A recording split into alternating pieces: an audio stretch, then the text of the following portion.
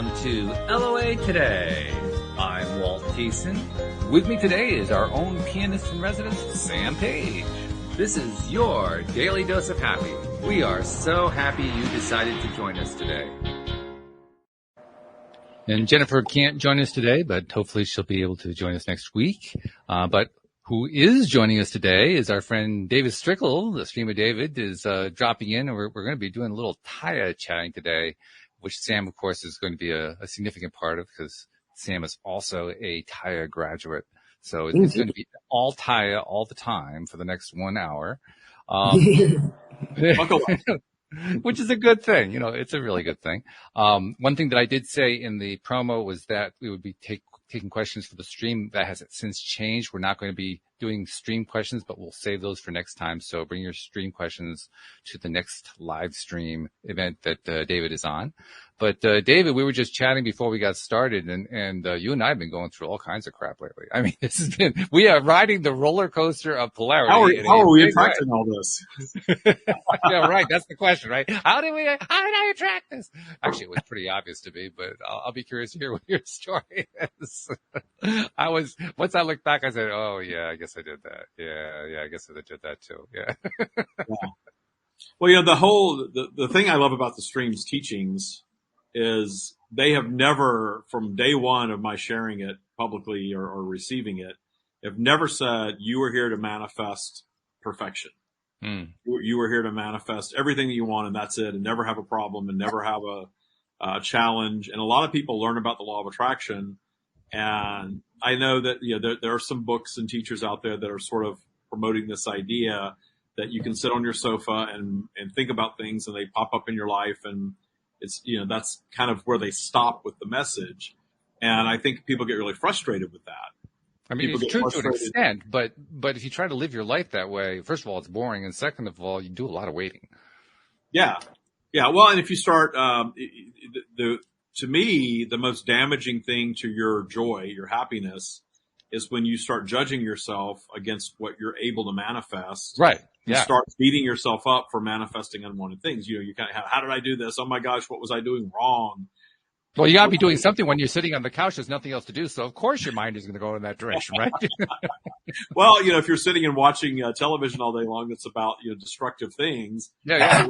To manifest some destructive things. I don't, and I still have had destructive things in my life, however, because we move through vibrational flow, meaning we're up and down our spiral no matter what. And yes, we do work in the practice of Taya to raise our default vibration.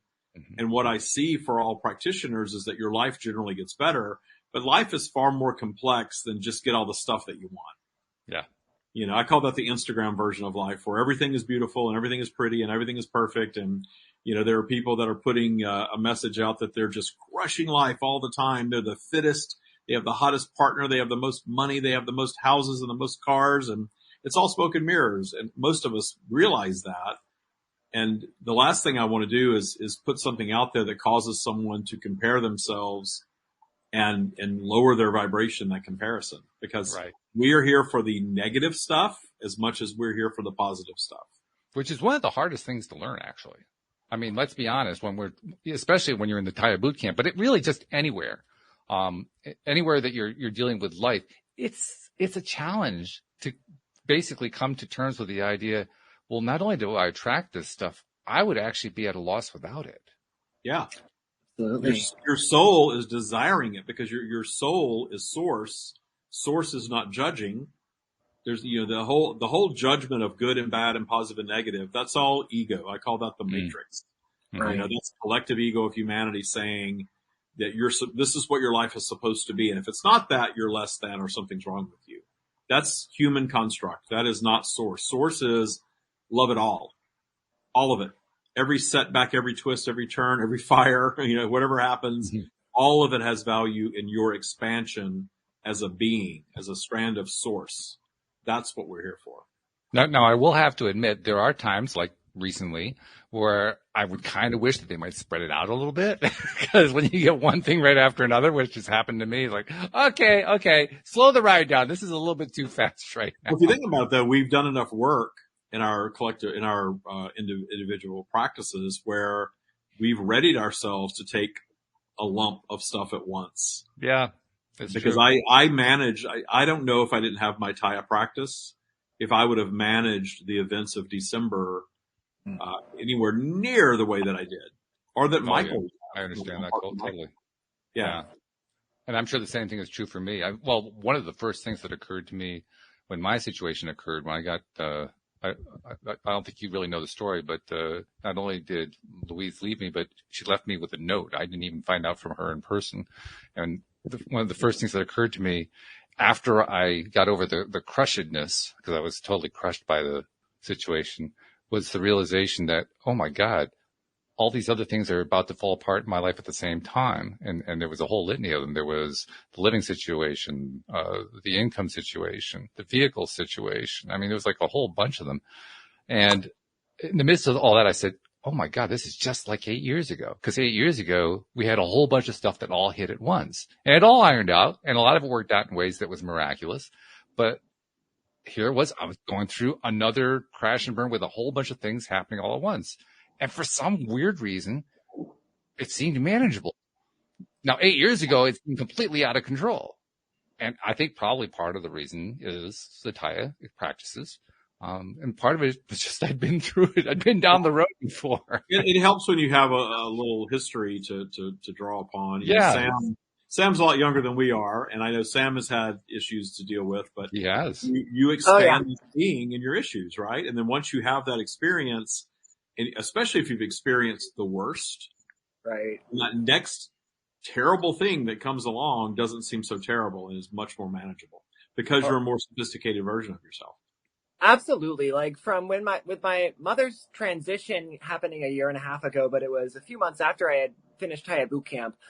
I handled that a lot better than I would have just the event itself, but then also just the whole journey of like coming to terms with that. It's been exponentially different than it would have if I hadn't gotten into the spiritual practice and then Taya especially, because like now I can appreciate her at a vibrational level and just know that she's there and I have somebody on the other side who's always like rooting for me and loves me. So that's just phenomenal. And yeah, anything that's kind of nothing as major as that has come from me since then, but anything that's like kind of may trigger me or put me DTS, I'm getting a lot better at appreciating those moments and knowing, even if it doesn't feel good, I know that it is serving my expansion in some way. So I'm appreciating it ultimately in the grand scheme of things.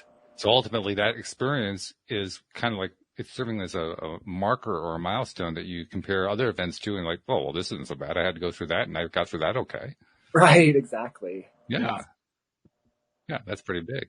In fact, also, the way you were describing that, it occurs to me that you are not only finding how to put things into proportion, but you're also finding how to find the joy in it, which is one of the things that you do in Taya. Oh, by the way, we should, for those who aren't, this is going to be the all Taya show here, but for those who aren't really into Taya, we should mention the term that Sam used, DTS, down the spiral, refers to that vibrational spiral. Sometimes you're up, sometimes you're down. And that's what the DTS is, down the spiral. But the practices have basically helped you, Sam, and they help anybody who goes through that program to just, no matter what comes along, it's like you're a cork that bobs to the surface easier, right? Because now all of a sudden it doesn't seem like life and death. Well, it teaches you to release resistance. So you're getting out of your ego faster and back into your source being, which is always there anyway, automatically, really. Yeah. And I really like that analogy, Wald, of like a cork bobbing back up to the surface more easily. Cause you like kind of shed all of this baggage and it's easier for you to kind of go up to like that more up the spiral, or the more higher vibrations are more accessible and you can get back up there more quickly.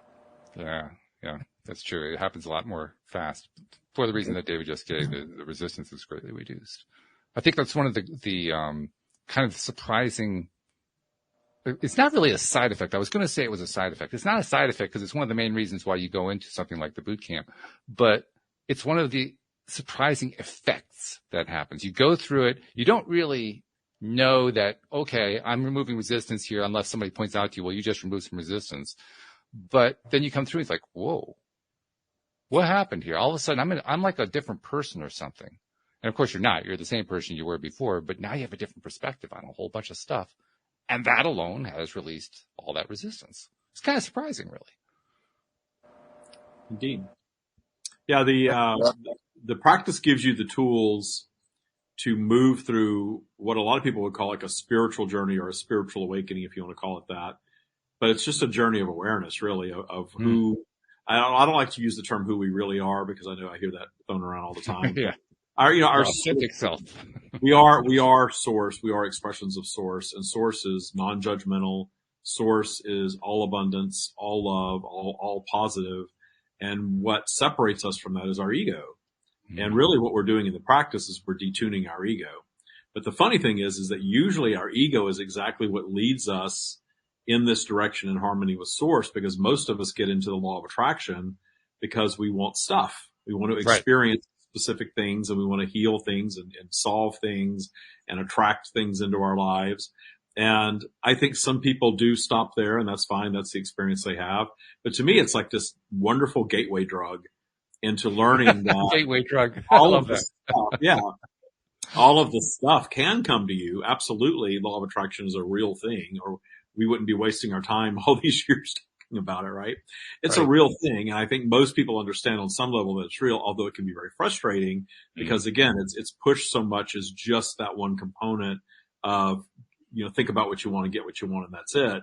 And then here we are years into practicing, understanding the law of attraction and raising our vibration and doing all of these things. And we still have obstacles cross our paths. Who knew? Never stops, but the obstacles absolutely serve a purpose. And the faster you appreciate the obstacle, if you can do it upon arrival, great.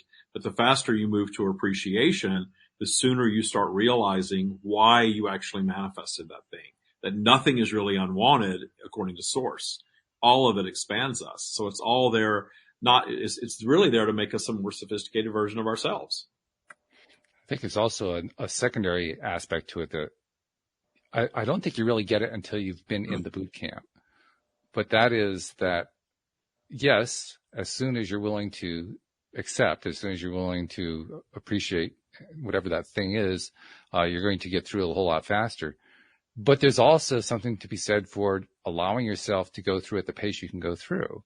It works both ways, and both become aspects of the quality of the experience, because it isn't about racing to get past all the negativity. Right. It's about appreciating all of it, and appreciating means appreciating. It means, really, really getting this and really saying, yeah, okay, I'm glad I'm going through this. I may not want to go through this particular thing again. It's not like I want to, continually have my house on fire. It's not like I want to continually go through divorces. That's not where I'm here to live. But yeah, there's still good stuff, even though I'm not enjoying this particular part. It's not feeling good to me, but I can still appreciate there is some value in this. And I think the appreciation comes in part from being in it for a while. Because if we flip it around, if we do it the other way, if we try to, race our way out, well, first of all, that's what makes it feel chaotic. And second of all, we kind of beat ourselves up like, well, why am I staying so long in this negative space? And now all of a sudden we're back in that negative spiral again. Yeah, you beat yourself up for being down there because that's just adding fuel to the vibration. Yeah, exactly. And the thing that this experience that I just had, that was the part of it that was really different for me, is I didn't bother sitting and trying to figure out how I manifested it. I used to do that. How? I need to know how. I need to get clarity here. And I still love clarity, but I realize now that I don't have to go looking for clarity. And my appreciation of anything, I merge with source, and the clarity just is automatic. It's sort of one of those things. I don't have to figure it out anymore. It's going to reveal itself to me. And when it does, then the value in the experience is also going to reveal itself to me. Yeah, I have to admit it's a little bit of an annoyance, but with my event, I didn't have to look very far. There wasn't a whole lot of time like, well, I'm going to dig into this and find out, I'm going to get the clarity on why this all happened. As soon as the thought occurred to me, how did this happen? How did I track this? Within like a second, I had the answer. Like, oh, yeah, okay. Yeah, I guess I did that. Yeah. The light bulb that was there all along waiting to be turned on, right? Oh, there we go. Okay. That makes sense now. Well, it was funny because I realized there were a number of things I'd actually been trying to attract into my life. But the way I had been putting the requests out, I was trying to make them all work within the context of the marriage. And so my requests are all framed that way. And the universe was much smarter than me and said, no, it doesn't work that way. You want those things to happen. We got to end the marriage. And that was a shock. Yeah. Honestly, that was a shock. And I tell people this when I don't know if you remember or not, but when people come into boot camp, I say that as you continue to raise your default vibration, the landscape of people in your life is going to shift. Yeah. And you're going to get really clear on who appreciates the higher vibrational version of you and sort of wants to follow you up there to remain your match, which is completely their choice. They don't have to do that. Or who actually likes the lower vibrational version of you. And now there's a disconnect. And one of the interesting things that's happening for me with this, the fire that we had at our home last month, or it wasn't even last month, that was December. A lot of our friends have sort of faded away. You know, everybody kind of rallied in the beginning and, oh my gosh, anything you need, let us know. This is terrible. This is awful. All the normal, you know, things that people offer up when something like that happens. And then nothing, radio silence. And Michael and I both talked about that. And we thought, well, you know, we can sit here and be all victimy and hurt about it, or we can realize that they're just not vibing with us right now. And let's pay attention to where we want to go vibrationally, what we want to experience next, and let that be our focus in appreciation of everything that's transpired. And sure enough, those people that have sort of faded away, it's fine that they faded away. But I do tell people coming into boot camp, if you're in a relationship, boot camp has caused as many divorces ultimately as it's caused marriages, are people getting together, because you're working on your vibration actively. You're learning these tools, and it's like Pandora's box. Once you really learn this stuff, you're not going to not use it. There's just no way. And I'll tell you honestly, when I took the boot camp, which was about, what, it was a year and a half ago, something like that. I never thought it was going to affect my marriage. Really, I didn't. I thought, you know, my marriage was working great, no problem at all. Well, apparently it wasn't working as well as I thought it was. I learned stuff afterward that was a bit of a surprise, but the whole situation surprised me. It really caught me off guard. So I think it isn't so much about trying to evaluate whether or not it's going to affect your relationship. It's about evaluating where you want your relationship, whatever that relationship is, to be and to go. And then deciding, are you willing to do whatever it takes to get there? Or are you going to do whatever it takes to stay where you are right now? Well, the practice is all about aligning more with source. And of course, the way that we align more with source is loving ourselves more and more and more. Right. And the more you love yourself and you see people kind of fading away, it's not that they're bad or evil or wrong. No. You know, they just don't have that same level of love for you that you are now finding for yourself. And it's not about being arrogant either. It's about authentic love of self. And what you see is that your friendship group and your acquaintances will shrink, but the ones that stick around are the ones that are really vibing with you up there. And I've been divorced twice. So, raise my vibe and see, people enter and exit my life. And I look back now and realize that everything, whether it's material or friendships or relationships or whatever, pets, it's an experience. There's a beginning, middle, and an end, and physical to all things. And it's just an experience that I've had that I don't feel the need to hold on to forever. And that includes the house. I spent a year remodeling a house, and it literally got on a Thursday to the point where I thought, okay, we're really done. We paid the last contractor on a Thursday. I did a little walkthrough video of how beautiful it was, and it burned on Monday. Wow. So we had the weekend of the beautiful house, but there was a lot of clarity on all the momentum that led to that event. And of course, it wasn't just the burning of the house. It was also the passing of Michael's mother, who lived with us as a result of evacuation. And then as a sideshow, we found out our dog had 2 broken legs. Oh, gee. The fire. Now, 2 days after the fire, our youngest French bulldog, Rocco, he had fallen and broken his leg, but we didn't know he broke it. We thought it was a sprain. It was misdiagnosed. Well, we had to wait forever. We had to wait 2 months to get him in to see a specialist. Wow. Which he's healing inappropriately this whole time. Well, the appointment was 2 days after the fire. Oh. And his mother was in the hospital, with smoke inhalation and just all the stress of evacuation. She was in the hospital. She ended up passing away on Christmas Eve, 5 days later. Wow. So I had to take the dog alone to the vet. And in this appointment, I learned that not only did he break his right leg, he broke both his legs were broken. Man. different events, but they were both broken legs. And then in minutes, the vet was saying amputation and even euthanization. Oh, gee. Okay. Yeah. So I'm like, oh my God, my poor partner, his mother's in the hospital dying, our house just burned down, and now I have to call him and tell him his dog might have to be euthanized. So that was a whole lot of stuff, a whole lot of heavy that hit in a week. Between the 19th and the 24th of December, all of that happened. That's a massive challenge. That's huge to go through.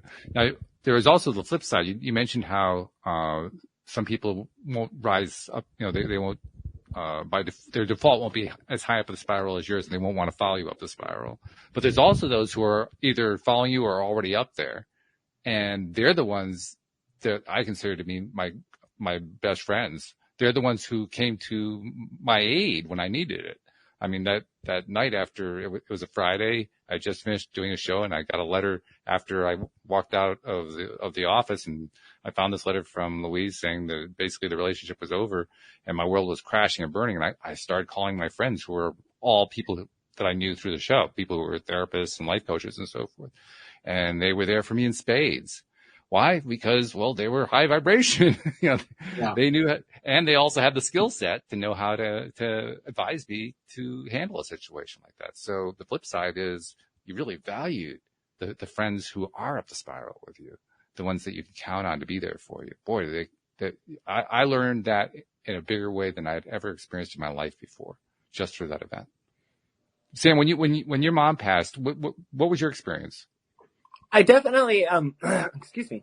I definitely did receive an outpouring of love and support. A lot from some of whom I wasn't expecting as well. So yeah, no, a lot of that resonates with what you were saying. But like a lot of people like sent me messages or texts or things like that of support. But I also got like a lot of just like flowers and cards and little things like that. And a lot of people.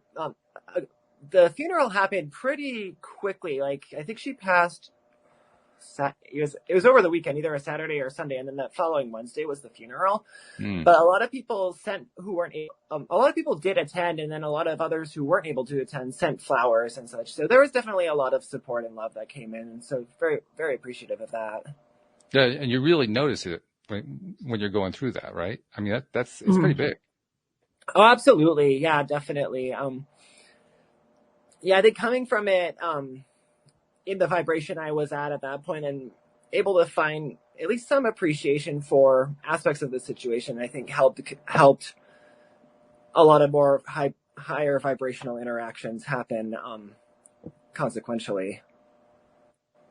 Yeah, that makes sense. Makes total sense. So David, when we got started, before we got started here, we were talking about how it's going to be all Taya. What is going on with the Taya community these days? Because we haven't had an update on that in a few months, really. Well, we're still, we started a Patreon, last year because I quit doing social media altogether last year. I don't do any social media. I haven't done any social media in quite some time. And I really focused on remodeling the home and helping Michael with his parents. We bought a much larger home, out here in the desert that had had two casitas, and there was a 2-bedroom, 2-bath casita on the front, like a guest house. And there was a 1-bedroom, 1-bath. And so it was a pretty big house, and it was a big undertaking to completely remodel the whole thing and get in and helping with his parents. So my world really became about that. But Taya, boot camp, the Taya Academy, we wound it down. I was thinking about just kind of like, hey, if it's going to die, let me just let it kind of wind down. And I've written the Taya book. I want to publish it. And if it's not going to be anymore, that's okay. Well, the funny thing is that it never died. People still coming in and rolling and coming in and rolling. So I found a way to manage the remodel of the house, and to continue to work with the people that were coming into boot camp. And then since we were on social media anymore, we started a Patreon account. So now we do everything on Patreon, where you can come in and be a patron of the stream, if you will, and subscribe at different levels. And I did last year live videos in there all the time. Every week I was on there 2 or 3 times a week. So we're still doing that. And we still have the Academy. I'm very pleased to share. I'm not sharing her name or what's going on, but I have a current boot camper. We were talking about before we came on, my house just burned. You're going through a divorce. Sam's mother crossed over right after boot camp, right? Mm-hmm. And here we are using these Taya tools for these major life events. Yeah. create a lot of suffering, but we've used the tools to mitigate our suffering in the experience and find the abundance in the experience, I should say. I don't want to say necessarily joy, because I'm not going to pretend like your mother crossing over is joyful, Right. but there is expansion in the experience. And that's what I mean by abundance. Oh, absolutely. Yeah. So I'm still teaching, and now we have a current boot camper, because I was kind of with that whole, oh, maybe I should shut down and not really go back into the academy this year. And sure enough, I have this current person in there that has had an even bigger tragedy than any of us have had, the Wow. biggest you can imagine, while she's in boot camp, and is managing it from a very Taya perspective, which is extremely satisfying for me to know that in some way this practice has helped her in that experience. So the academy lives on. I'm not shutting the academy down. Yeah. Definitely not shutting the academy down. I still have my team with me. We meet every Monday morning. I still have people that are working, in coaching and things like that. So we will get the academy moving again, and as far as enrolling more people. But as far as the social media thing goes, I don't want to get back into a huge social media presence like I was doing before. I just don't want to do all of that. I don't want to push that hard. I really want to. I want to share Taya with the world. I want to share the Strings message with the world. I want to get the book out there this year. Kat and I have formed a publishing company called Streaming Words Publishing. Oh, cool. So publishing our Taya-centric books, including the Taya Practice book, which we've been writing since 2018. Yeah, it's been ongoing. Yeah, it's been going for a while. It's actually been finished for a while. I took last year, the end of 2021, beginning of 2022, I rewrote the whole thing because the stream has delivered all these teachings about the matrix and collective consciousness and all this. And I realized the reason the book took so long is I needed that time to really flesh out the practice, teach it to hundreds of people all over the world, and now know exactly what works and how it serves people for years, because we have that history now. So what I need to do now is rewrite the introduction to, oh, by the way, my house burned down. Yeah, right. This is why, and this is how it served my expansion, and this is how you're going to use these tools to navigate things like that when they happen in your life, because this isn't a book about leading you to perfection. It is leading you to more abundance, a happier, more joyful, more abundant life for sure. But the real meaning of life is not about how much stuff we acquire. It's about how we move through our life experiences and appreciation and joy, which expands us. Which is actually another form of abundance, really. It's not a thing abundance. Yeah. We've already said Taya stands for trust your abundance, but abundance does not mean, necessarily being a billionaire or, having a fleet of car. It can. Mm-hmm. Source isn't judging anything. If Source isn't judging, someone crossing over is negative or bad, or the house burning down, or the marriage ending is negative or bad, Source is certainly not going to also judge for us, wanting things, to experience things in our environment. It is okay to want things. It's okay to want to experience things. Just don't think that the experiencing of the material things is going to be everything that you think it is. It's not going to be the expansive experience if you don't have other things going on in your life that's going to create authentic expansion for you. Because I've done that. I've understood law of attraction my whole life. I definitely went through a couple of decades of adult life thinking, when I have a big enough house and I have the right cars and the right clothes and the right furniture and the right trips, I'm going to be happy. And I manifested all of it and wasn't happy. That's why I started working on creating what we now call Taya. Realized, okay, there's something else to this happiness thing. It's not just stuff, because I've got all the stuff, I'm still not happy. It's really important. A lot of people have encountered that in their lives, whether or not they're associated with Taya. You gather that just by reading the literature that's out there, reading the books that are out there. A lot of people have encountered that. I remember having guests on the show, people who would, I remember one gentleman in particular. I don't remember what his name was, but he was of Asian extraction and had emigrated to the U.S. as a young man in his teens and become very, very successful and driven type A personality, made millions, built up big companies, all this kind of stuff, and then proceeded to burn himself out because that's not where all the joy was. That's not where the life was, and had to do a complete reinvention of himself in order to have a happy, fulfilling life. And that was indeed the purpose of it behind his book. He had a book written that basically told that story. So yeah, I think there are a lot of people who encounter that and realize that. I think there's great value also in the fact that the story gets shared in so many ways, including your own story there, because it helps people. I almost said it helped people to avoid making the same mistakes, but that's not really the way I want to express it. Well, and usually people do need to make their own mistakes. They hear it, they believe it, they think, yeah, sure, money doesn't buy happiness. Well, you've got for you to say, I know, but listen to the people that have experienced it and realize that having nice things, I like having nice things. That's fine. Sure. But just don't think it's going to really bring authentic joy if you're not a joyful person first. And you can be a joyful person first and then still have the nice things come in. I think the Beatles maybe summarized it best. Can't buy me love. Yeah. Exactly. Like, that's really it right there. Yeah, money will, can't escape vibrational flow with money, so. Which is interesting, actually, because money is energy. Yeah. Interesting. Yeah, it's just a tool, though. If you think everything is energetic, everything is vibrational, and we have a system of exchange in our world, and it's fine. We talk about the pyramid and talking about money. You know, the people at the top of the pyramid love the system of exchange. The people at the base of the pyramid that are holding up all the weight of it hate the system. They feel like they're victims of it. You know, this system's bad. It's wrong. It shouldn't be. We should all be the same, and we should all be equal, and we should all be having the same things. If everyone were equal, there wouldn't really be a system of exchange, though. And that's the way our world of contrast is set up. It's not meant to be perfection. If we came and just manifested every single thing that we wanted all the time and wanted for nothing, we would get bored really fast, and we would find a way to blow it all up. Right? And there's some people arguing that that's what we're doing today. Yeah. Well, that was part of, that I have gotten some clarity around the house, and it was a complex situation because it didn't impact just me. Michael's father had passed on 3 weeks after we moved into the house, and then 5 months later, his mother passed over as a result of the evacuation from the fire. And so all of that hit, in a very short amount of time, and that impacted her. It impacted him. I think we just lost Sam. There was multiple people impacted by this event. So it would be very arrogant for me to say it was my manifestation or my expansion, but I do see how the universe works in these mysterious ways. That yes, it was an event that we all collectively manifested, that we were all marching toward.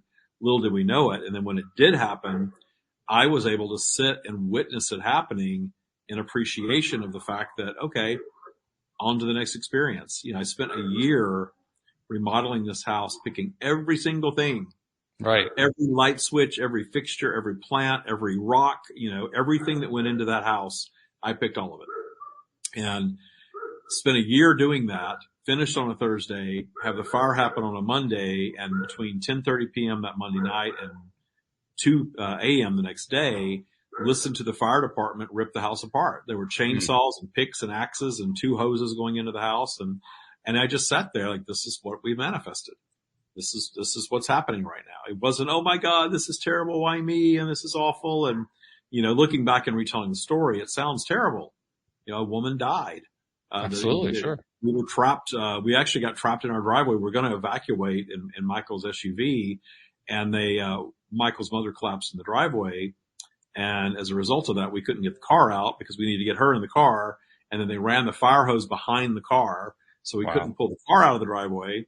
So they took her to the hospital in an ambulance. And then Michael and I and the dogs sat in the car all night while they put the fire out. The house is a big house, and the main house is what burned. It was on the back. So we weren't right there with it, but we saw everything coming and going. And it wasn't until the end that the fire chief took us back there. And I actually recorded it because I thought, it's 2 a.m. I'm not going to remember what transpired, so I'm going to record this. Sure.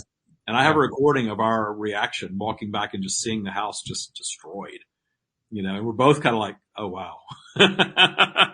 Oh, wow. Oh, okay. Do you remember how that felt? I mean, I'm just curious. Do you remember that feeling?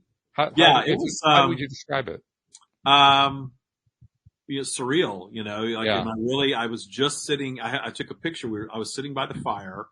And I loved that we have 2 fireplaces in the house. In the family room fireplace, I had found these little triangle. I love pyramids. And if you know my teachings, you know why. And I found these little copper pyramid, triangle tiles, and they surrounded the fireplace. And then I just thought it was so pretty. And I love sitting by the fire. Always have. I still will in the future. And my dog Lola was laying by the fire. I took a picture of her at 8:30 laying by the fire. And I was sitting there thinking, this is perfect. The house is perfect. Everything is perfect. I'm so relaxed in my life right now. I'm spending the next 2 weeks, the end of the year, doing nothing. I'm excited to get my book published next year and see what's going to happen with the academy. And everything is just so perfect. So it's sort of like, okay, I needed to manifest something to disrupt all this bliss, right? And it wasn't all perfect. There's certainly things going on, but by 10:30, between 10 and 10:30, I was on the phone with 911, realizing something was wrong in the attic. So the attic caught on fire. It spread across the house. And then to put the fire out, they had to rip the roof off and rip the ceiling out. And then they pumped water into the house for hours. And so the house then was just this sludge of wet drywall that was ripped down and wet insulation and lots of water. Yeah. Lots of water. And now I really understand, what damage water and smoke do to a house, because inside the house, most of the damage is water and smoke. Right. But it ruins everything. Yes. Except our clothing is okay. We had to get that ionized and cleaned and all that. But, upholstery, carpeting, anything textile it's not going to come back from it. And of course, everything that got wet is not coming back from it. So, it was an interesting experience that I now identify with. How fortunate though that we were able to rent the house across the street, live across the street, and the construction hasn't started yet. Mm-hmm. I live in California, so we have months of permits to go before we get started. Right. But we'll be out for at least a year. And, wow. Living over here, our living situation has changed. We're not caring for Michael's parents anymore. They both crossed over now. Rocco had surgery in LA a few weeks ago. He's healing. We're seeing the value of Taya more than ever. Michael has, learned enough about it to where he's employing it in his life. Plus he's a psychologist, so he has his own set of tools, to use for these kinds of things. But, we sit and talk about it almost every day. Yeah.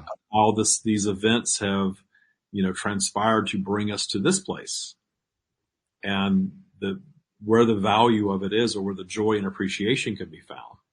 Doesn't mean that he doesn't miss his parents and doesn't miss his mother. Absolutely. But she was ready to cross over, and this hastened that process a bit. But maybe that was her. I'm not speaking for her, but maybe that was her manifestation of, hey, I'm ready to go. Let's find a quicker way to do this. I wouldn't want to even speculate, but I get what you're saying. One of the things that helped me, I know, when I was going through my craziness was when I was in the depths of my despair because I was realizing that my marriage was ending. I realized a few things. First of all, I realized I couldn't stay there. There was just too much pain to stay there. I needed to climb out. The second thing I realized was that in order to climb out, I had to do some appreciating. The third thing I realized was that appreciation was too far away. I couldn't reach that right now. So I needed to get some help. So I got help from friends, from very good friends who helped me through. And then I finally reached the point where I recognized pretty quickly my entire life was going to change fast. By fast, I mean in a matter of months, which is exactly what has been happening. I'm still going through that change. And it was both daunting and exciting at the same time. And I say that because it was almost like it was presented to me as a choice. Are you willing to go with the excitement, or do you want to stay with the fear and the frustration of it? With the instant clarity that if I choose one, my life's going to feel a whole lot better. If I choose the other, I'm going to make myself really, really miserable. And people stick themselves in awful situations because of their fear of the alternative. Yeah. Until it's so damn uncomfortable that, hey, I don't care what the alternative is. Something's got to be better than this. Yeah. And I've done that. I did that in my first relationship. I was in it way longer than I needed to be. Okay. Well, the pain was excruciating. There was no doubt about that. It was psychic pain and emotional pain. Sure. And I knew that the only way out was to grow, and that I needed to find ways to focus toward that and away from the loss, away from the frustrations and all that kind of stuff. My friend Joel Elston, who is one of my early co-hosts here on the show, gave me one of the best pieces of advice I've ever had in my life, and it was at the right time. He said, you're going to be asking a number of questions about why it happened and what was going on with her and so forth. And you got to be ready for the fact that you're going to not get some answers. There are going to be some answers you'll never get. And there was a part of me that said, oh, I really don't want to hear that. And there was another part of me that said, yeah, you're right. And that has actually been more valuable to me than anything else, recognizing, there are just some things I'm not going to get answers on. Well, it all comes down to vibration, right? It sounds very simplistic, but it comes down to you're not vibing. Yeah. Not a vibrational match, period. All the other stuff is the window dressing around vibration that we perceive as our human experience. So your friend was exactly right. You're not going to get answers to it, nor do you need them, because. Well, I felt like I needed them at the time. I thought for sure I needed them. Why? Yeah, but I think the more you practice and the more you experience things, like now that you've had this experience, the next thing that comes around and something else will, that we're human, we're having this contrasting experience. The next time you'll manage it even better, though, because you will hearken back to this time and realize I don't need to know why.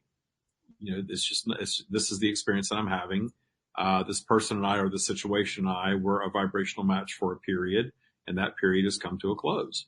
And I survived, and I will survive again. And that saying, "What doesn't kill you makes you stronger," is very, very true, because again, nothing is designed specifically to kill you, but what you don't let end you makes you a more sophisticated version of you. And even the ending of you can do that, because we're eternal beings having a temporary human experience, and all of it is designed to expand our being, which expands source, because we are source. One time the stream described this lifetime one time as being the equivalent of a weekend vacation.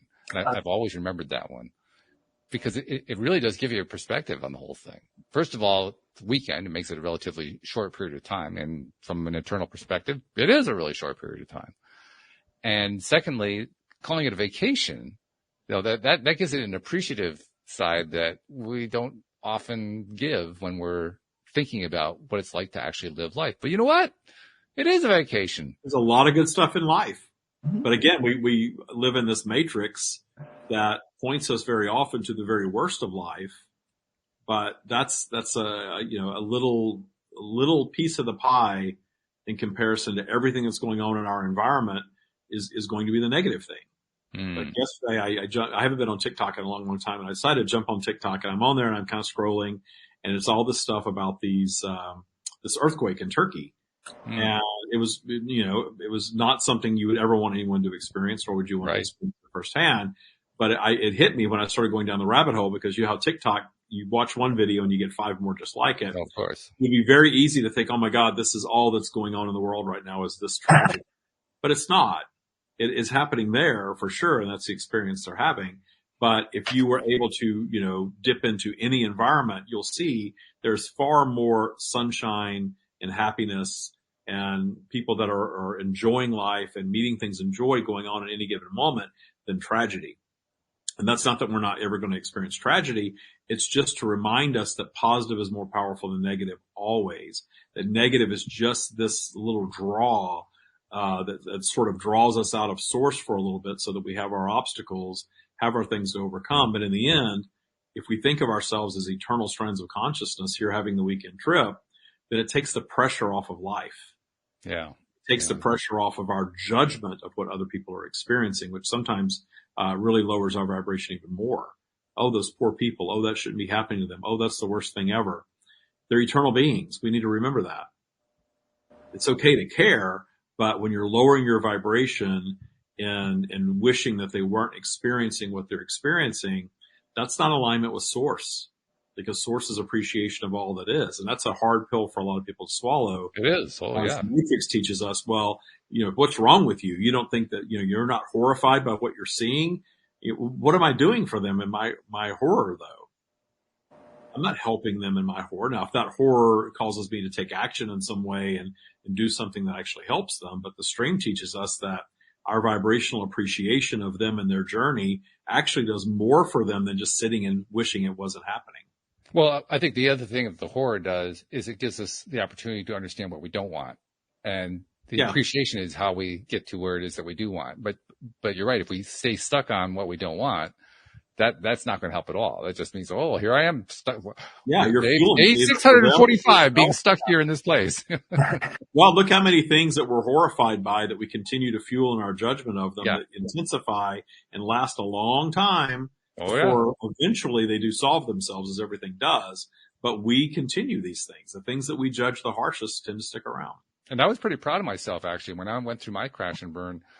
The weekend, it was the worst weekend of my life, no doubt in my mind about that. But by Monday, I had done a lot of climbing out. I was about 80% of the way out.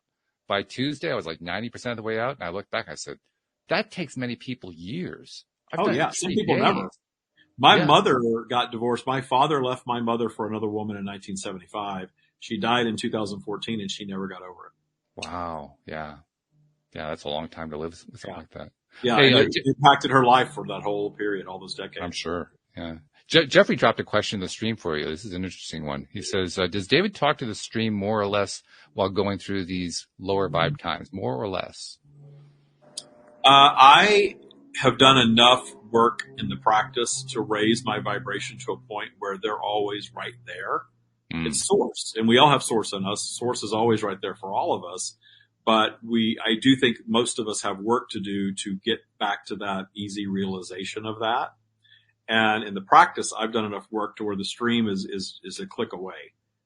And if I'm separated from them, I know it because it feels uncomfortable. We all know what that feels like. You know, when you're in when you're down the spiral, you're not in that negative, you're not in that positive place.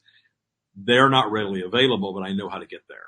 I have the tools to get myself there. And I have yet to experience anything where they weren't readily available. It's a breath away, really. Good question. It is a good question. Yeah, I think it's one that we all kind of wrestle with at various times in our lives, particularly when we're DTS, down the spiral, when we're in that really rough place. I mean, Sam, when you're in challenging times, do you find yourself reaching to try to find some way to connect, or are you able to connect more easily now? There have been definitely instances when I am down my spiral, when I try to connect with Source, and I find myself it's not coming as easily or at all as it would when I'm more in a more up the spiral place, if you will. But then sometimes it's a little bit more accessible, and that's like those times when I'm like down but appreciating that for its expansion. Yeah, that's a good way to describe it, I think. If you think about it, and we were all taught differently in different religions and things like that, but I was taught that when Jesus was on the cross, he was asking his God, his Father, I guess, why have you forsaken me? Have you ever heard that story? Sure. That's how I understand that feeling when you're down the spiral. You feel like you've been forsaken by goodness or by Source or by God or however you identify that energy, but you haven't been. You're actually just creating a barrier. You're creating it. And when you learn that you're the one that's creating it, then you can start acquiring some tools to move out of that. But I think where we get tripped up is thinking that we have to flip that light switch overnight and learn how to make that happen instantaneously. It's a journey. This detuning thing that we teach is a journey, and it's an amazing journey that you never really complete as long as you're in physical. I've been practicing this for 13 years, and I've been receiving the stream for almost 55 years. And the practice itself, 13 years in, I realize now I'm never going to be finished. I'm never going to get it all. I level up year after year after year after year, and I'm in a place now where I can channel without going into the trance. That's why I don't necessarily feel the need to stop and breathe and I can do that, but the stream is right here, flowing through me. Unless I'm really down my spiral, they're here flowing through me all the time. And I can answer questions. It's not like I have to go into trance to allow that anymore. And it's because of the work that I've done to get to this place where they're just right there and that's true for all of us. I'm not special. That's true for all of us. I have a unique ability to communicate it. But we all are beings of Source. The Source is always present, always there, does not forsake us. Our ego does that. Our ego is the thing that drowns that out and all of that chatter that we pick up in the matrix of you're not good enough and, this isn't real. And, all of the religious teachings that very often are very matrix and ego driven as opposed to Source driven. All of these ideas and things that we learn, we can unlearn. That's what detuning is.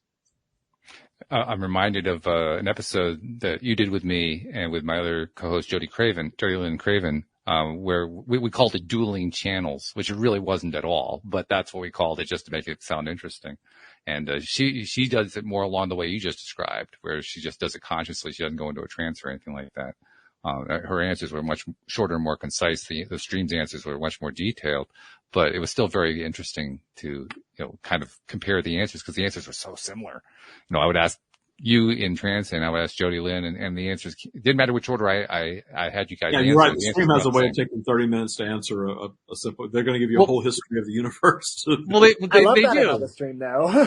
Yeah, but that's part of their charm. And the other thing about the stream is the stream will take one question and they will understand all the other questions that go along with it, and they'll answer all of them at once. Yeah. That's where all that detail's coming from. Yeah. So it's a little overwhelming the first time. You're like, okay, I asked this question. I just got back an entire encyclopedia. So now all of a sudden I have to process all of that. But it's cool. It's also very interesting. But now I got to ask you, does this mean you're going to be doing less stream type, trance type streaming and more conscious streaming? Probably not. I'm not quitting that altogether. Certainly, I will never quit that. But I will do less of that because I feel like I have been preparing all these years to take their teachings and share it from a human perspective. That's what the Taya practice is. Mm-hmm. And really, that's the stream gives great information, but the Taya practice gives you the tools to take what they're giving you and actually implement it in your life. Right. That's unique and that's special. And I do have great reverence for that. As a creation, I was party to that creation, but it wasn't just my creation. Certainly my creation, everyone that's ever gone through boot camp's creation, teaching it to all these people all these years has really brought out so much more than I was able to just, extract from it on my own. So it's this big co-creative thing that every practitioner contributes to ultimately. And I'm humbled and joyful in just being able to share it the way that I do. So I will continue to do both. I'll do the trance channeling sometimes, but I love just coming on and talking about this stuff too. It's a lot more efficient because it's a lot quicker to get to an answer. So. Well, plus it's also, it's an opportunity. I mean, anytime that the stream talks, it's still being filtered through the David filter because that's what So that's always. And I've always said that my intention in channeling is to get my ego out of the way of that message as much as possible, mm-hmm. and to have it be as pure source as possible. But we're still using a human vehicle and human language and human terminology to describe things very often that we just don't have words for. And so that's where, my vocabulary comes in, which isn't always perfect, but I'm doing the very best that I can in those situations to paint the picture that they're giving me. And I think it's also where it's very cool because what you're talking about doing now, doing more non-trance type communications, is you're basically going to kind of lean into the David filter more because now the David filter is actually becoming part of the conversation rather than trying to sit back the way we were trying to sit back before. And I think there's a lot of value in that because the David filter helps make it human. Helps make it real. Well, that's why I always share. Anytime anything goes on in my life, I jump on the podcast and share it, or I jump on your pod or someone else's podcast and say, "Hey, my house burned down. Guess what?" And this is how I'm dealing with it. And it's funny because I'll still, every once in a while we'll get some criticism. Well, if this happened to you, how can this happen to you? You're Mr. Source and all this sort of thing. And I realize, well, are you really listening to what the stream is sharing? Because they have never come forth and said, go be perfect. Go have, here's the tools to have a perfect life and never have a problem. We judge. Well, plus you described, this past September, I think it was when you were on the show, you actually described how you had very recently to that point in time, you had been riding a very, very high vibe and it was so high that life was getting boring. Yeah. And that you literally deliberately went down into the spiral a bit just to liven things up a bit. Yeah. I forgot. I shared that. That's true. That was, 3 months before the fire? Something like that. Yeah. There you go. Yeah. And really, and literally when we got to the point of the fire, I had the book to publish, but I wasn't wanting for anything. Mm-hmm. Other than that. I want to publish the book. I love the practice. I've worked on this book. I want to get it published. But there was no need for anything else. I didn't even need the academy.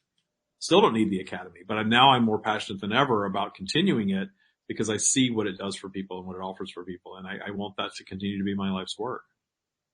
And in my own experience, as I was climbing out of my own DTS, my own down the spiral, and basically rebuilding my life, I am now even more appreciative than ever before about, wow, I'm not sure I really would wanted to go through the way that I got there, but I'm kind of glad I did, because all of a sudden my life and the various aspects of it that I've been wanting to build for a long time are now opening up.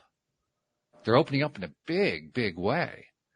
And I think if I had allowed myself to stay in that place, if I had stayed in that place of just, like you say, egoically, if I allowed my ego to just say, okay, we're going to do it within the marriage, blah, blah, blah, blah, blah, I don't think I'd be this far along. I think I'd still be kind of quite far back compared to where I am right now. Yeah. Well, when you're in a relationship, sharing your life with somebody, and you're not always going to be on the same page no matter what, because you're independent beings. But you kind of have to choose to vibe together, and appreciate one another. And when that stops, then the relationship is really not serving a purpose anymore. And there are a lot of people that are staying there because of fear. Yeah. If you're detuning fear, then there's no reason to stay in something that's not serving both of you anymore. But it's one thing to say that. It's another thing to experience, say, wow, that really is true. I mean, I just experienced it. I can feel it right now. I can sense it. Well, the first time I split from a 20-year relationship, it took 10 years to get there. we had about 7 good years. There's a couple of in-between years, and there were 10 years that I was there because I didn't want to give up half my stuff. All that stuff that I talked about manifesting. Yeah, right. And then the second relationship was totally different. Together, we vibed. We didn't anymore. We were done, and we're still good. Mm-hmm. Now the third one seems to be the charm, so we'll see. Okay. Well, it certainly has been a charm to have you back on the show. I mean, it has been a while, and I'm sure that we'll have you back again more and more in the future. Thanks for having me, as always. It's always fun to come on. Good seeing both of you. And Sam, I think this is the first time we actually talked in much detail about your own traumatic event. I know that you mentioned before that you lost your mom, but thanks for sharing those aspects too. Happy to do so. Yeah, I'm glad I got an opportunity to share, and it's always great to talk to you, David, as well. Talking with David. I just saw you recently. We were just on a training together not long ago, but yes. Sam's like this bright light that anytime I see him, I light up. So it's always good to see. Thank you. Well, it's understandable. When was the last time you didn't see Sam smile? Let's be perfectly honest. Don't strain yourself now, but even when he's doing that, he's still you still see the glow there. So yeah, you do. I mean, seriously. Stay that way. Keep that. That's a good thing. That's a wonderful thing. Yeah, it really is. So yeah, and we'll do a stream session next time or the time after, something like that. So we won't be leaving that all behind. But this has been fun. Yeah. Even though we've been talking about these crazy roller coaster, traumatic type of experiences, it's been fun. Isn't that interesting? Yeah. Funny how that works. Yeah, it's good stuff. So thank you much. Thank you to all the people who jumped in on the live stream. I didn't acknowledge everybody, but I saw Terry was there, Jeff was there, and Luke, I saw, I think, a message from him and others. So all of you who jumped in on the live stream, thank you very much. Thank you to our podcast listeners everywhere. We'll see you all next time here on LOA Today. Goodbye, everybody.